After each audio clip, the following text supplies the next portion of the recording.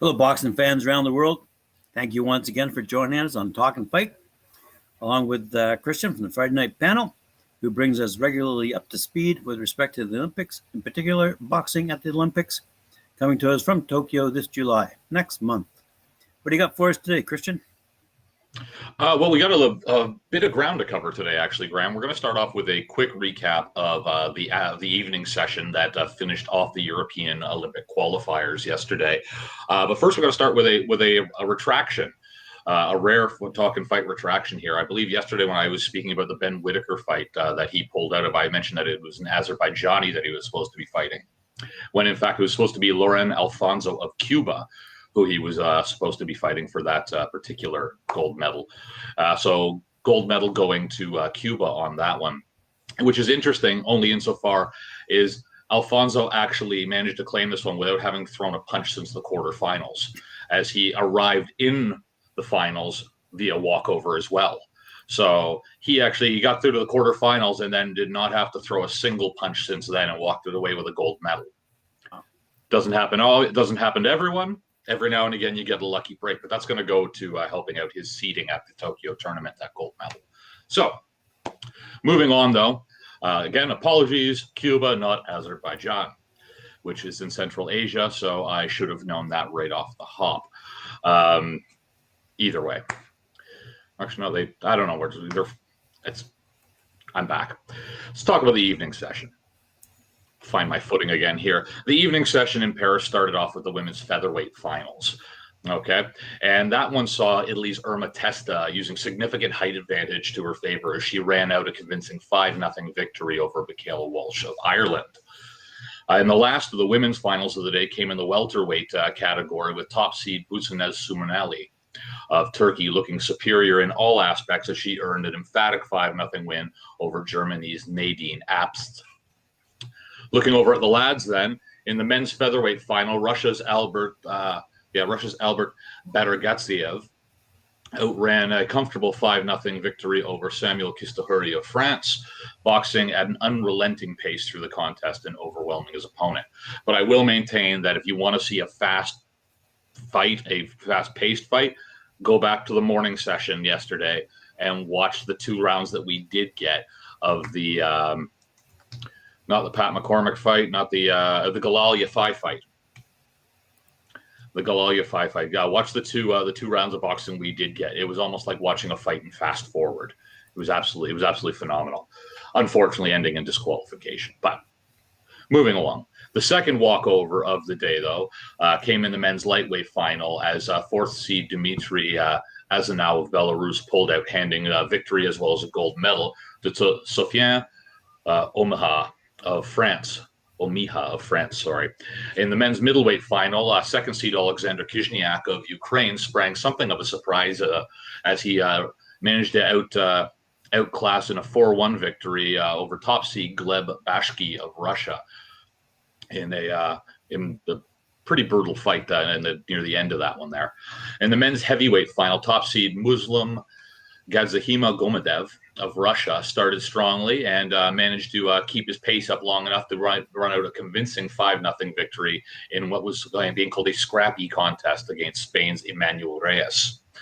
In the final category to be contested of the night, though, the men's super heavyweight final saw France's Murad Aliyev dominate throughout as he ran a 4-1 win against Britain's Fraser Clark. So something to keep in mind, all the people we're talking about here have all already qualified for the Olympics. So at this point in time, we're just talking about medals being handed out, and that's going to go to help their actual seeding in the Olympic tournament once we get to there. Now, that competition, as I'm sure you guys already have marked in your calendars, but just in case you don't, is going to be taking place at Kokuakan Arena in Tokyo and starts on the 24th and runs right through to August 8th. So opening ceremonies July 23rd, and then we're right in day one into the boxing tournament. So hopefully that means we're going to get a chance to get this boxing tournament out of the way before this whole thing falls apart with the pandemic and they have to call off half the games. So, fingers crossed on that one. At least we're early on in these games. Moving along, we're going to take a look They're getting away from the European Championships here as our qualifiers, as they've passed now. So let's take a look at the AIBA, our friends over that way. So the International Boxing Association now is set to probe the standard of judging at the Asian Championships recently in Dubai. Now that's to see if any incorrect decisions were taken, quote, due to lack of competence, manipulation, or corruption. So AIB said its refereeing and judging committee would be conducting an immediate investigation in order to see if there is a case to answer and report its findings as soon as possible. Now, no exact incidents have been mentioned by the world governing body, but the Times of India recently reported that the men's flyweight final between that country's fighter Amit Pangal and Uzbekistan's Shakobuddin Zwarev should and would be investigated. Now, you guys will know the name Zwarev. He was the Rio 2016 Olympic gold medalist and won the bout in question here, but Pangal claimed afterwards that the contest was rigged. Now, he alleges that Zwarev had been favored because of influence wielded by Central Asian nations such as Uzbekistan and Kazakhstan. An AIBA statement on the matter reads, AIBA is aware of potential issues and allegations concerning the judging of certain bouts at the Asian Boxing Championships held in Dubai. AIBA takes such allegations very seriously. After liaising with several national boxing federations, AIBA anticipates the refereeing and judging committee will conduct an immediate investigation into the work of all relevant appointed officials and report their findings to the AIBA disciplinary committee as soon as possible to determine whether there is a case to answer. If so, the disciplinary committee will empower an immediate independent expert to review in order to determine whether any incorrect decisions were taken due to, once again, lack of competence, manipulation, or corruption. Under the new leadership of AIBA President Umar Kremlev, the AIBA has made clear that it is determined to resolve issues with boxing refereeing and judging, especially with the help of independent expertise. Any officials found to have contributed to unfair fights will become permanently ineligible to serve at AIBA competitions. So we reported on this one about a little while back. Kremlev met with referees before that event in Dubai and warned them that they would be facing lifetime bans should they violate any of the rules. Refereeing being a key issue for Kremlev, as it was one of the key reasons given by the International Olympic Committee when it stripped AIBA of its Olympic status back in June of 2019. Also, all 36 referees and judges from the Rio 2016 Olympics were suspended following suspicious results, with the Olympic tournament in Brazil now generally being considered a corrupt contest. So AIBA looking into see if there was some shenanigans going on. I think this was good because this will be a first test of their resolve to really get to the bottom of these judging issues that they have been plaguing them in the past that they say they have cleaned up. So I'm very curious to see how this one will progress, and I will keep you guys updated on that one. Now, something you and I were talking about the other day, Graham, was the fact that the IOC had announced the refugee team for these Olympics. So this new refugee team for this upcoming Olympiad does include 2 boxers, and we're going to look at both of them. But at the risk of not going too long-winded today, we're going to look at the first one today, and we'll look at the other one tomorrow. So our first boxer to be named to the Olympic refugee team is Wissam Salamana. Now, Wissam is a Syrian-born Olympic boxer who trains out of Saarbrücken in Germany with the support of an IOC refugee athlete scholarship. Now, if his name sounds familiar to you guys, Salamana, there's no reason for that. Salamana fought at the London 2012 Olympics. Now, he fought at the time under the Syrian flag, but in 2015 escaped the insecurity of war with his wife and 2 children, determined to continue his boxing career and fight at Tokyo 2020 with the IOC refugee Olympic team. Now, at London 2012, he was defeated in the 63-kilogram bantamweight category by Kazakh fighter Kenat Abutalipov. And 4 years later, when he might have had another chance between the disruption and chaos at home and taking his family to Germany, he really just had a little chance of making a return Olympic appearance at Rio in 2016. But For Salamana, however, the Olympic dream is still alive and well. At 35 years of age, he hasn't aged out just yet. And he says he's in fighting shape and training in Völklingen near Saarbrücken with experienced coach Heiko Stock. And taking aim at his second Olympic appearance after what is now a 9-year hiatus. Previous runner-up at Germany's national boxing and kickboxing championships, Salamana won his opening bouts in the January 2020 Strania tournament in Sofia against Poland's Dominik Palak before losing out to local boxer Vincent Kirkorov. This year, though, in 2021, he was on the podium, though, at the Cologne Boxing Cup, taking third place at that tournament.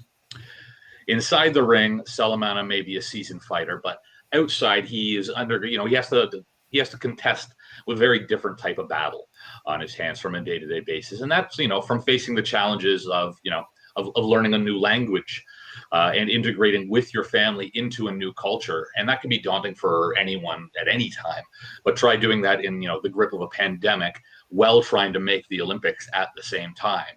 Really gives you an idea of the amount of dedication this guy has. Luckily for Wissam, his a positive outlook and a deep well of mental strength are two of the attributes that he attributes to his great success, and says those are his greatest assets. So we wish him the best of luck in the upcoming Olympics. And tomorrow we are going to have a look at Eldrick Cella Rodriguez, originally from Venezuela. But that's the news today, Graham, looking around the rings and wrapping up the last of the Olympic qualification process. Thanks very much. I appreciate that report, Christian. Quick question.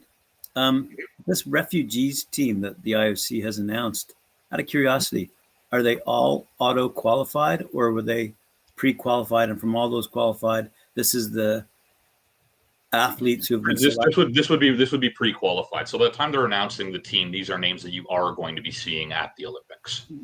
Yeah. It's not like they're giving someone a pass because they're a refugee.